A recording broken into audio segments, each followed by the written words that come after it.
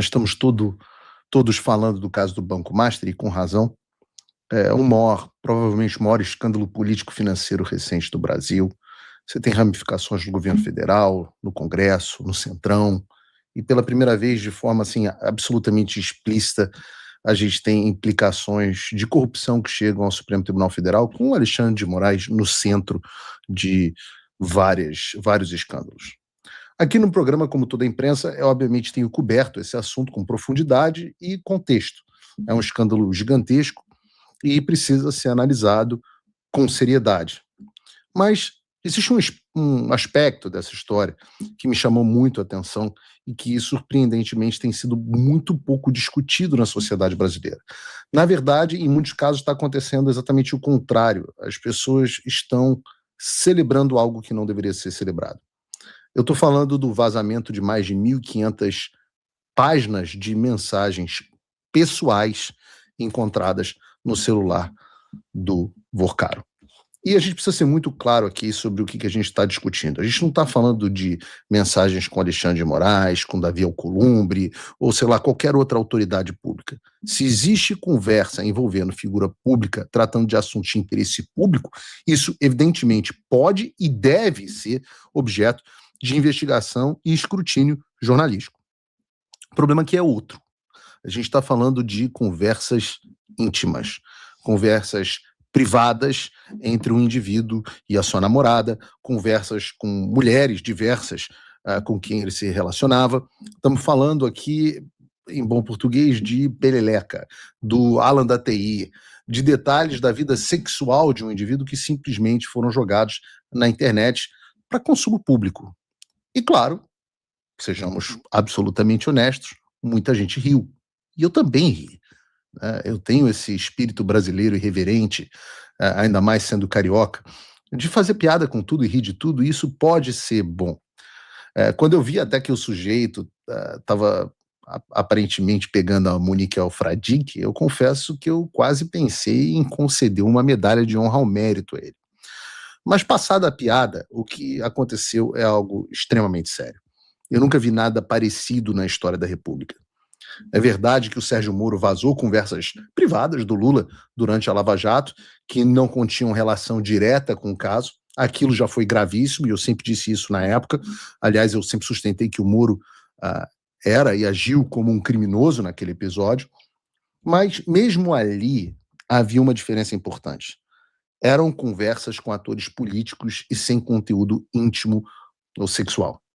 Mesmo o Alexandre de Moraes, que é o maior tirano que o Brasil teve desde o Getúlio Vargas, mesmo Alexandre de Moraes nunca cruzou essa linha. Em 7 anos de inquéritos fake news, as perseguições políticas, os abusos judiciais, a gente nunca viu mensagem íntima, por exemplo, do Jair Bolsonaro conversando com a Michelle, ou de qualquer preso político tendo suas mensagens pessoais expostas para humilhação pública.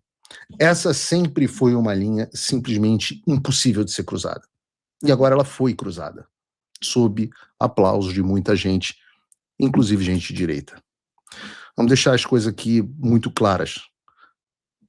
Essa é uma atitude imoral e criminosa. Ela é criminosa por parte dos agentes da Polícia Federal que tiveram acesso ao celular do Vorcaro e não trataram o material com o sigilo que a lei exige e que o dever moral exige. Ela é criminosa por parte de quem quer que tenha tornado público esse material, a gente não sabe quem foi, seja dentro da Polícia Federal mesmo, sendo dentro da CPI ou em qualquer outro lugar. Agora, ela é profundamente antiética e imoral também por parte da imprensa, que decidiu transformar esse material íntimo em espetáculo público. E durante décadas, isso sempre foi, acho que mais de um século, isso sempre foi um princípio básico do jornalismo. O Código de Ética dos Jornalistas Brasileiros, da Federação Nacional dos Jornalistas, afirma explicitamente que o profissional, abre aspas, deve respeitar o direito à intimidade, à vida privada, à honra e à imagem do cidadão, salvo quando há, claro, interesse público envolvido. Da mesma forma, a Declaração de Princípios sobre a Conduta dos Jornalistas, adotada pela Federação Internacional dos Jornalistas, estabelece que o respeito à vida privada é um dever fundamental da profissão e que a divulgação de aspectos íntimos só se justifica quando há relevância pública inequívoca. E a vida sexual de um banqueiro, mesmo um banqueiro corrupto, não tem. Mas alguém muito inteligente disse certa vez algo que hoje parece cada vez mais evidente, né? Que o jornalismo profissional morreu. E com ele, naturalmente, morreram também muitos dos limites éticos que costumavam orientar a minha profissão. E o que sobra, em grande parte, ou quase na totalidade da mídia hoje, é o mesmo padrão moral de um tabloide sensacionalista de quinta categoria. O clique virou a única métrica, o escândalo virou produto, a dignidade humana virou matéria-prima. Mas, para eu ser honesto, eu não tenho nenhuma expectativa com jornalismo profissional. Então, portanto, não tenho decepções. A minha decepção nesse episódio não é com a imprensa. Minha decepção nesse episódio é com o público. Especificamente com o meu público. Especificamente com o público que se considera de direita. Com pessoas que se consideram cristãs, conservadoras, e que aplaudem esse vazamento, se regozijam com esse tipo de exposição, e que dizem coisas como: não tô nem aí para os direitos do Vorcaro, ele não teve ética, então ninguém precisa ter ética com ele, tem mais é que vazar mesmo. E deixa eu ser específico. Vejam esse meu post no X. Eu fiz esse post durante a semana, e vejam algumas das reações que eu recebi. O Rony2525 respondeu: para com isso, se fosse você no lugar dele, você acharia que Alexandre de Moraes teria essa ética? Mesmo eu tendo dito aqui que o Alexandre de Moraes nunca cruzou essa linha. A Leia Leal Orminda disse o seguinte: menos, cara, bem menos. Ninguém teve consideração quando eram as conversas íntimas vazadas do celular do Bolsonaro e de outros. Por que esse cuidado agora com bandido? E não venha com essa conversinha mole de que não somos como eles. Já está enchendo o saco com essa sua platitude. A Adriana Segunda Conta, a Ayn Orwell Huxley, né, uma pessoa que é distópica até no seu nickname. Entretanto, ver a vida na babesca que levava nos dá uma real noção da farra que faziam com o nosso dinheiro. E aumenta a nossa indignação. Por mais que eu leia 15 milhões para uma festa, eu e a minha vida ordinária não tinha real dimensão dessa cifra, por exemplo. A Rose Bacelar, de sacanagem por sacanagem, a de verdade foi corrupção e lavar dinheiro. As mensagens íntimas são o menor dos problemas. O Tony Carlos PA disse o seguinte: se você não quer aparecer, não deixe que o fato aconteça. O Felipe Martins, não o Felipe Martins que a gente conhece, diz o seguinte: mas é que no meio da peleleca tinha informações importantes, não é culpa dos jornais se ele fala de sacanagem e corrupção no mesmo diálogo. Diálogos separados, a parte de sacanagem tem que ser, obviamente, omitida e a parte de corrupção tem que ser exposta.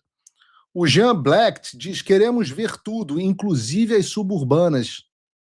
Se tiver ministro passivo, queremos saber também, e todos os políticos envolvidos.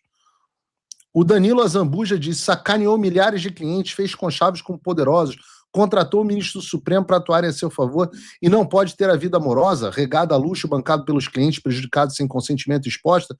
Tudo bem que é sacanagem, mas é equilibrado.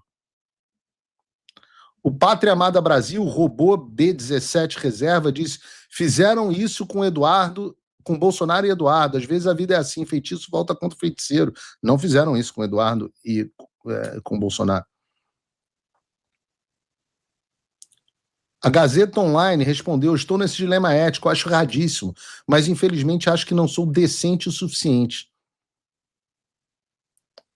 Vinezinho disse: ele ameaçou de diversas formas e maneiras jornalistas nessas conversas. Então faz bastante sentido, não tem nenhuma ameaça a jornalista na peleleca. O meu ponto nesses vários exemplos é o seguinte: esse tipo de raciocínio, do qual eu não estou livre, e a minha inclinação pessoal é absolutamente idêntica à de vocês, a dessas pessoas. Não de vocês, todos estão participando do programa, mas a dessas pessoas. Mas esse é o tipo de raciocínio extremamente perigoso. Porque quando uma sociedade decide que certas pessoas não merecem direitos, ela está dando o primeiro passo para que ninguém tenha direitos garantidos. Os direitos, eles não existem para proteger as pessoas simpáticas. Os direitos existem justamente para proteger pessoas antipáticas, suspeitas e até culpadas. Porque no momento em que a gente aceita que a dignidade e a privacidade de alguém podem ser destruídas apenas porque nós não gostamos daquelas pessoas, daquelas pessoas, nós abrimos porta para que o mesmo seja feito com qualquer um. E é exatamente assim que sociedades deixam de funcionar como civilizações e passam a funcionar como multidões. Nós falamos de multidão aqui na semana passada. Multidão quer espetáculo, a multidão quer humilhação pública, a multidão quer sangue, a multidão quer ver Jesus crucificado. Uma sociedade civilizada é o contrário da multidão. A sociedade civilizada estabelece limites, especialmente quando o alvo desses limites é alguém que a gente não gosta. Isso me faz lembrar de uma cena de um filme extraordinário, um filme de 1966, ganhou 6 Oscars, chamado A Man for All Seasons, sobre a vida do Thomas More. E uma das cenas mais famosas é a do personagem William Roper, que está furioso com um homem que ele considera um traidor e diz que pisaria em qualquer lei para conseguir punir esse traidor. E o Thomas More pergunta calmamente: então você derrubaria todas as leis da Inglaterra para pegar o diabo? E o Roper responde que sim, que cortaria todas as leis se fosse preciso. Então o More dá uma resposta que atravessou os séculos, né? Um clássico do pensamento político. Diz o seguinte: e quando a última lei estivesse derrubada e o diabo se voltasse contra você, onde você se esconderia, Roper? Esse país está plantado de leis de costa a costa. E se você as corta, você realmente acha que conseguiria ficar de pé no vendaval que viria depois? E não é um ponto, obviamente, técnico, é um ponto nem burocrático, é um ponto moral. A civilização ocidental nasce de uma ideia muito simples. Existem limites que não podem ser ultrapassados, mesmo quando o alvo é alguém que você despreza. Eu amo o nome do filme em português. O nome do filme em português, a tradução, é O Homem que Não Vendeu a Sua Alma.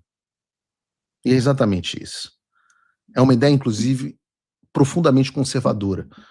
O Edmund Burke dizia que a civilização é construída lentamente por gerações que aprendem a conter as suas paixões dentro de regras morais. E a barbárie começa, né, lembrando que o Burke escreve em oposição à Revolução Francesa, que é justamente esse processo de justiçamento. Ele diz que a barbárie começa quando uma sociedade decide que as suas emoções, a sua raiva, a sua indignação, o seu desejo de punição são justificativos suficientes para atravessar qualquer limite. O que a gente viu no caso dessas mensagens íntimas é exatamente isso. Não se trata de forma alguma de simpatia pelo Vorkaro. Não se trata de defender alguém envolvido em um escândalo. É uma questão muito mais fundamental. A disposição de destruir a esfera privada de um ser humano simplesmente porque naquele momento ele se torna um alvo conveniente. E a pergunta que se deve fazer é, ou melhor, a pergunta que a gente não deve fazer é: ele merece? A pergunta é outra. Uma sociedade que aceita esse tipo de exposição ainda está funcionando dentro de padrões civilizados? E a resposta deveria ser óbvia para qualquer pessoa formada na tradição moral do Ocidente. William Blackstone, o grande jurista inglês do século XVIII, que influenciou absolutamente toda a tradição jurídica ocidental, dizia que a lei existe para proteger 3 direitos fundamentais: a vida, a liberdade e a propriedade. E esses direitos não são concessões do Estado, eles são proteções contra o abuso de poder, inclusive o abuso da curiosidade pública. Mas o ponto talvez ainda seja mais profundo do que Edmund Burke, do que William Blackstone. O ponto está na base da moral da civilização cristã. O cristianismo, nós cristãos, introduzimos na história uma ideia radical. É uma ideia que não tem comparação, a gente não encontra essa ideia no mundo árabe, a gente não encontra essa ideia no Oriente. A ideia de que cada ser humano possui uma dignidade inerente, porque ele é criado à imagem e semelhança de Deus. E essa dignidade não depende de popularidade, não depende de reputação, não depende de utilidade pública, não depende de caráter. E é por isso que a tradição cristã sempre tratou difamação, calúnia, exposição de intimidade alheia como pecado grave. No Evangelho de João aparece uma cena famosa, uma mulher é levada diante de Jesus, acusada de adultério, a multidão quer apedrejá-la, e Jesus não diz que o pecado não existe. Ele diz algo muito mais difícil: aquele dentre vós que estiver sem pecado seja o primeiro a tirar a pedra. E a multidão vai embora. Quem de nós resistiria às suas mensagens íntimas vazadas? Quem de nós? Ora, aquele que resistiria, atire a primeira pedra. É um ensinamento civilizacional profundo. A justiça não pode ser substituída pela excitação moral de uma multidão vingativa. E aqui a gente chega a um argumento que muitas pessoas levantam imediatamente, né? Elas dizem assim, disseram isso nessas mensagens, mas quando é contra nós, eles não pensam assim. É verdade. Muitas vezes não pensam. Mas esse argumento, se levado às últimas consequências, leva a um lugar muito perigoso. A ideia de que nós devemos abandonar os nossos próprios princípios porque o outro lado não os respeita. Essa lógica não produz justiça, essa lógica não produz civilização, essa lógica produz uma espiral de barbárie. Se o critério passa a ser fazer com eles o que eles fariam conosco, então a única coisa que resta é a escalada permanente de degradação moral. Cada lado passa a justificar os seus próprios abusos, apontando para o abuso anterior do adversário. Civilização é o contrário, como explica Burke. É quando alguém decide interromper esse ciclo. É quando alguém diz, não, eu não vou atravessar essa linha. Não porque você merece proteção, mas porque eu acredito em algo maior do que essa nossa disputa. E esse tem um aspecto político, né, que muita gente ignora. O xinga fala não entende quando eu defendo o devido processo legal para o Lula. As pessoas, e muitos aqui de vocês no chat, certamente nesse momento, não entendem quando eu estou defendendo um bandido que financiou o meu algoz. Mas quando a privacidade de alguém pode ser destruída porque ele é odioso e impopular, quem realmente está em risco não são os poderosos. Quem está em risco somos nós. Os poderosos têm advogados, têm recursos, têm acesso à imprensa. Quem fica vulnerável é o cidadão comum. Se as autoridades podem vazar o conteúdo íntimo do telefone de um banqueiro investigado e transformar isso em espetáculo público, alguém realmente acredita que a privacidade de um cidadão comum vai ser respeitada quando ele cair nas mãos do mesmo sistema? Ora, nas instâncias inferiores, pelas forças policiais estaduais, locais, o abuso há de ser maior. Vejam, eu não estou livre de ser preso. Eu já fui e posso ser de novo. Se eu estivesse no Brasil, aliás, eu estaria preso. Então amanhã, nesse curso de Brasil, são as minhas conversas com a Natália que vão ser vazadas. Os meus nudes, tomara que vazem. Eu já deixo aqui autorização prévia, porque se vazam nudes meus, eu tenho autoconfiança de que eles vão aumentar a minha audiência, vão constranger os meus adversários e provavelmente é uma ótima plataforma para lançamento, finalmente, do meu OnlyFans. Mas, falando sério, a destruição destes limites é muito mais perigosa para a sociedade do que o próprio rombo do Banco Master. Pensa no que eu estou dizendo. Eu estou dizendo que, nesse episódio, é mais grave o vazamento de mensagens íntimas por autoridades policiais do que o rombo causado pelo Master. Calcule o rombo do Master. Quantos foram? Quantos bilhões foram? 10 bilhões? 15 bilhões? quanto custa você produzir uma sociedade com instituições que respeitam a privacidade do indivíduo? Ora, trilhões. Escândalos financeiros, eles vêm e vão, bancos quebram, investigações acontecem, governos passam, mas quando uma sociedade perde a noção de que certos limites existem porque são moralmente necessários e não porque são politicamente convenientes, então ela começa a perder algo muito mais profundo, ela começa a perder a própria ideia de civilização. Eu termino aqui esse editorial, antes de começar o programa, desejando que o ministro André Mendonça, que abriu uma investigação para apurar o vazamento, realmente encontre, pela primeira vez, encontre e puna exemplarmente os culpados. Accountability, responsabilização, também constrói civilização. Aos colegas jornalistas, eu digo o seguinte: o jornalismo profissional morreu, não espero nada de vocês. Mas ao meu público, ao meu querido público, eu deixo a minha esperança. Deixo a minha esperança de que nós escapemos dessa armadilha. Que nós não trabalhemos para um Brasil onde o Flávio Bolsonaro chegue à presidência. Isso é muito pequeno. Que a gente trabalhe para que o Brasil se torne uma verdadeira civilização baseada em valores cristãos. Que nós deixemos de ser bárbaros. Não pelo bem do Vorcaro, mas pelo nosso bem.